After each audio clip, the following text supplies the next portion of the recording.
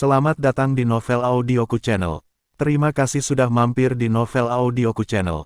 Bantu untuk klik tombol subscribe dan like untuk berkembangnya channel ini. Dan jangan lupa untuk nyalakan loncengnya agar selalu mendapatkan notifikasi terbaru dari Novel Audioku Channel. Silahkan menikmati cerita novel favorit Anda. Mari kita lanjutkan kembali kisah novel Nathan Lewis, Kultivator Sang Dewi. Episode 233, bersama Novel Audioku Channel. Selamat mendengarkan. Masih bersama Novel Audioku Channel, mari kita lanjutkan. Tuan Nathan, ada apa denganmu? Falco Wetner, yang berada di samping Nathan Lewis, juga merasakan niat membunuh yang samar pada Nathan Lewis, jadi dia bertanya dengan curiga. Tidak apa-apa, Nathan Lewis menggelengkan kepalanya. Melihat Nathan Lewis tidak mengatakan apa-apa, Falco Wetner tidak bertanya lagi. Setelah menunggu beberapa saat, Yakub Deran tiba, namun masih belum ada tanda-tanda keberadaan Tuan Wade. Pada akhirnya Falco Wetner dan Nathan Lewis harus masuk terlebih dahulu. Sekarang olah yang diatur oleh pavilion penjaga penuh dengan orang, dan tidak ada yang sederhana. Beberapa dari orang-orang ini berbicara satu sama lain, dan beberapa beristirahat dengan mata tertutup. Di antara orang-orang ini, Nathan Lewis juga menemukan beberapa tokoh yang dikenalnya, Brand Wald dari perampok makam, dan Ronan Luke dari gerbang perak. Semuanya datang, tetapi Nathan Lewis tidak tahu apakah mereka datang bersama keluarga, atau apakah mereka datang sendiri, diundang. Namun, di antara orang-orang ini, tidak ada sosok keluarga Bai atau keluarga Crow. Baik Siano Bai maupun Sirgo Crow tidak dapat muncul di sini. Sepertinya baik keluarga Bai maupun keluarga Crow belum memenuhi syarat. Setelah sekitar setengah jam, seluruh aula yang bising tiba-tiba menjadi sunyi, dan seorang pria parubaya masuk, diikuti oleh 4 orang berseragam. Pria parubaya itu memancarkan aura kuat yang membuat orang tidak berani menatap langsung ke arahnya. Setelah melihat pria parubaya itu, semua orang berdiri serempak. Dan ketika Nathan Lewis melihat pria parubaya itu masuk, matanya tiba-tiba membulat, dan wajahnya penuh keterkejutan. Bukannya Nathan Lewis mengenal pria parubaya itu, tapi 4 orang berseragam di belakang pria parubaya itu, Nathan Lewis pernah melihatnya sebelumnya. Keempat orang ini adalah 4 orang yang muncul setelah Nathan Lewis bertemu Nebulot Roy untuk pertama kalinya di ibu kota dan diselamatkan oleh Nebulot Roy, dan kapten pemimpin tim itu masih ada di antara mereka. Setelah melihat metode keempat orang ini pada waktu itu, Nathan Lewis telah lama menganggap orang-orang ini abadi, tetapi sekarang orang-orang ini hanyalah pengikut kecil orang lain.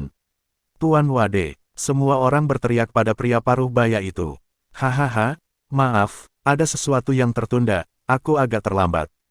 Tuan Lotus Wade tertawa, lalu melambaikan tangannya untuk membuat semua orang duduk.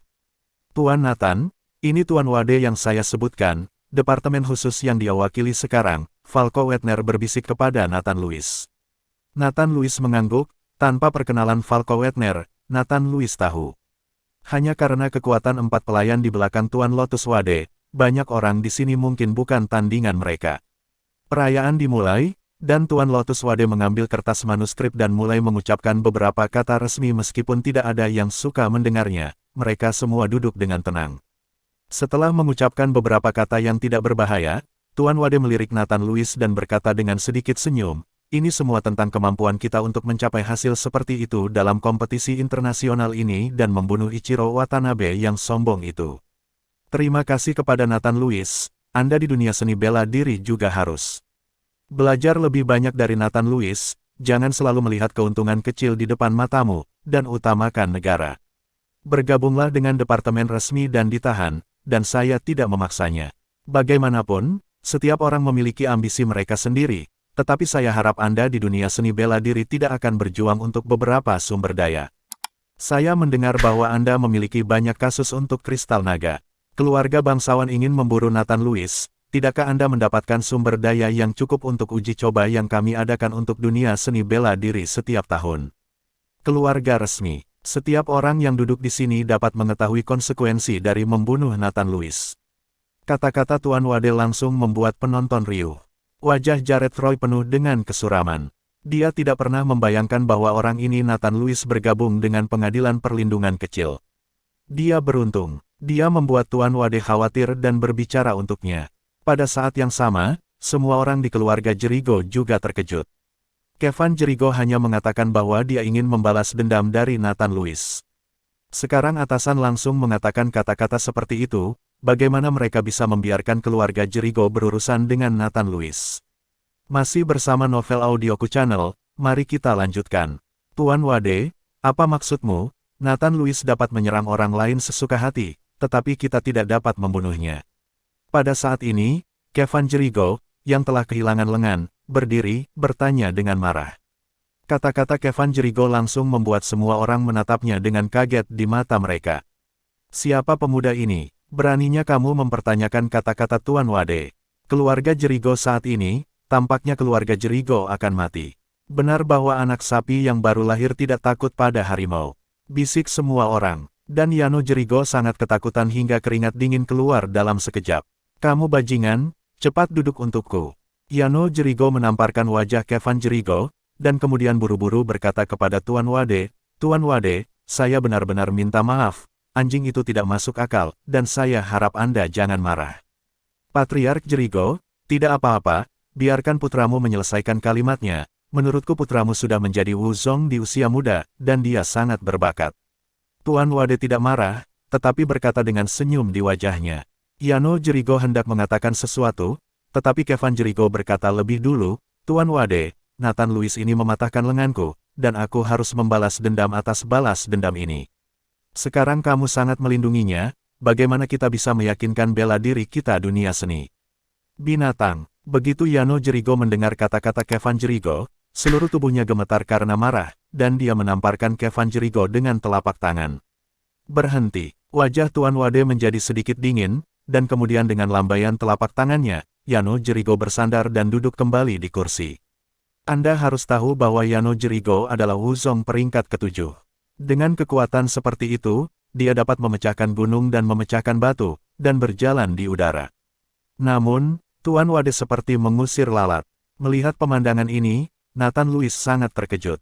Sepertinya jalan kultivasi tidak akan pernah berakhir. Jika dia ingin memiliki hak untuk berbicara dan dihormati oleh orang lain, dia harus memiliki kekuatan sendiri. Saat ini, Nathan Lewis tidak pernah begitu menginginkan kekuatan. Lakukan sesuatu dengan santai di depanku, dan berpura-pura aku tidak ada. Kata-kata Tuan Wade membuat Yano Jericho langsung berkeringat, dan suasana di seluruh aula menjadi sangat tegang dalam sekejap. Tuan Wade, tidak berani. Tidak berani. Yano Jericho menyeka keringat dinginnya dan berkata, anak muda, jangan takut, jika ada sesuatu yang tidak kamu sukai, teruslah berbicara. Tuan Wade memandang Kevin Jericho dan berkata sambil tersenyum. Aku tidak punya hal lain untuk dipuaskan. Kevin Jericho menggelengkan kepalanya. Baru saja, dia juga berdiri dan menanyai Tuan Wade di saat panas. Kevin Jericho, yang telah tenang sekarang, sudah ketakutan untuk kematian. Karena tidak ada yang lain, izinkan saya menjelaskan kepada Anda. Saya tidak akan pernah melindungi siapapun. Yang saya harap adalah dunia seni bela diri dapat mengikuti aturan dan mengembangkan persaingan dan pengembangan yang sehat, alih-alih berkelahi dan membunuh satu sama lain untuk sedikit sumber daya. Jika Anda memiliki konflik, ikuti aturan dunia seni bela diri. Apa tujuan dari aliansi seni bela diri? Tuan Wade berkata, menoleh untuk melihat Parker Omer. Tuan Omer, beritahu saya bahwa tujuan aliansi seni bela diri Anda adalah apa? Parker Omer buru-buru bangkit dan berkata, Tuan Wade, tujuan aliansi seni bela diri kita adalah untuk menjaga ketertiban seni bela diri dan menghukum para kultivator jahat. Aliansi seni menangani masalah yang baru saja diangkat pemuda itu. Tanya Tuan Wade. Ya, saya pasti akan menanganinya dengan baik. Jika ada konflik antara kedua belah pihak, Anda dapat mengikuti aturan dunia seni bela diri dan bersaing di atas ring. Hidup dan mati adalah takdir. Anda tidak boleh membalas dendam pribadi di luar ring. Parker Omer mengangguk dengan cepat. Ya, semuanya dilakukan sesuai aturan, jadi tidak banyak konflik. Jangan mengira aku tidak mengerti pikiran kecil di hatimu. Terkadang, aku tidak peduli padamu. Wade melirik orang-orang yang hadir. Nah, tokoh-tokoh besar dari keluarga aristokrat sekte ini semuanya menundukkan kepala, dan tidak ada yang berani berbicara. Masih bersama Novel Audioku Channel, mari kita lanjutkan. Tuan Wade mengajari Anda hal yang benar. Saya akan memperkuat tatanan dunia seni bela diri. Parker Omer mengangguk berulang kali. Satu hal lagi, saya ingin memberitahu semua orang bahwa persidangan tahun ini, karena tidak ada rah Jepang dan reruntuhan yang cocok untuk persidangan, jadi mungkin ditunda, dan kalian semua sekte harus lebih memperhatikan dan melihat apakah ada tempat untuk mencobanya. Tuan Wade berkata dengan ringan. Begitu mereka mendengar bahwa persidangan ditunda, semua orang ribut dan mulai berdiskusi dengan berbisik. Pada saat ini, Richard Dean menatap Nathan Lewis dan mengedipkan mata pada Nathan Lewis. Dia ingin Nathan Lewis menceritakan tentang makam kuno yang ditemukan sekarang. Akan lebih baik jika dia cocok untuk persidangan. Dalam hal ini, Nathan Lewis akan lebih berbobot di hati Tuan Wade. Tuan Wade, saya tahu tempat, tapi saya tidak tahu apakah itu cocok untuk tempat percobaan. Nathan Lewis melihat mata Richard Dean, lalu bangkit dan berkata, "Desir." Semua orang berhenti berbicara sejenak dan mengalihkan perhatian mereka ke Nathan Lewis. "Tuan Nathan, tempat persidangan ini tidak bisa sembarang tempat." Falco Wetner mengingatkan dengan suara rendah di samping Nathan Lewis. Dia takut jika Nathan Lewis menyebutkan tempat latihan yang sangat umum, dia akan ditertawakan habis-habisan. "Nathan Lewis, kan, katakan di mana tempat ini?" Tuan Wade memandang Nathan Lewis dan bertanya dengan penuh minat. "Tuan Wade, di pinggiran ibu kota kita," kata Nathan Lewis. Begitu kata-kata Nathan Lewis keluar, para penonton gempar. "Nathan Lewis, apakah kamu tahu tempat apa yang cocok untuk uji coba? Kamu berani berbicara omong kosong di sini. Ada begitu banyak sekte dan keluarga di seluruh ibu kota. Aku sudah mencarinya berkali-kali. Di mana ada tempat itu cocok untuk uji coba?" "Tempat?" Yano Jericho bertanya pada Nathan Lewis. "Kamu berbicara omong kosong. Jika kamu mengatakan bahwa di tempat lain, mungkin bagimu. Untuk menemukan beberapa reruntuhan dan makam kuno, tidak mungkin di ibu kota. Telah dicari berkali-kali di sini, bisa berkeliling ibu kota dengan mata tertutup. Jika ada tempat seperti itu, saya tidak akan tahu." Anak muda, itu masih melayang, berpikir bahwa dia membunuh Watanabe Ichiro. Tuan Wade menghargainya, berani bicara omong kosong.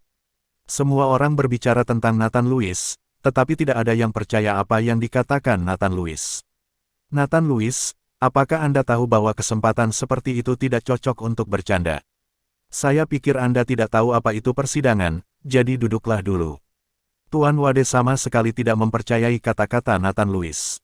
"Ratusan mil di sekitar ibu kota, saya khawatir mereka tidak dapat menemukan tempat untuk persidangan, mereka telah mencari di daerah sekitarnya." Tapi hanya ada satu orang yang memandang Nathan Lewis dengan ekspresi aneh. Orang ini adalah Brent Wald. Dia sepertinya sudah bisa menebak apa yang ingin dikatakan Nathan Lewis. "Tuan Wade, meskipun saya tidak tahu tempat mana yang cocok untuk persidangan, tetapi tempat yang saya sebutkan adalah makam kaisar. Jika belum dicuri dan digali, pasti ada banyak barang di dalamnya." Nathan Lewis tidak duduk, tetapi terus berbicara dengan ringan. "Makam kaisar. Apakah kamu benar-benar histeris? Bagaimana mungkin ada makam kaisar yang belum ditemukan di ibu kota?" Kevin Jericho segera mencibir ke arah Nathan Lewis. Semua orang juga mulai menertawakan Nathan Lewis, mengira Nathan Lewis benar-benar berani menyombongkan diri. Namun, wajah Tuan Wade berangsur-angsur menjadi dingin, karena kata-kata Nathan Lewis membuatnya sedikit jelek. Mereka telah menggeledah seluruh ibu kota untuk beberapa kali. Banyak makam kaisar yang sekarang sedang dikembangkan ditemukan oleh mereka.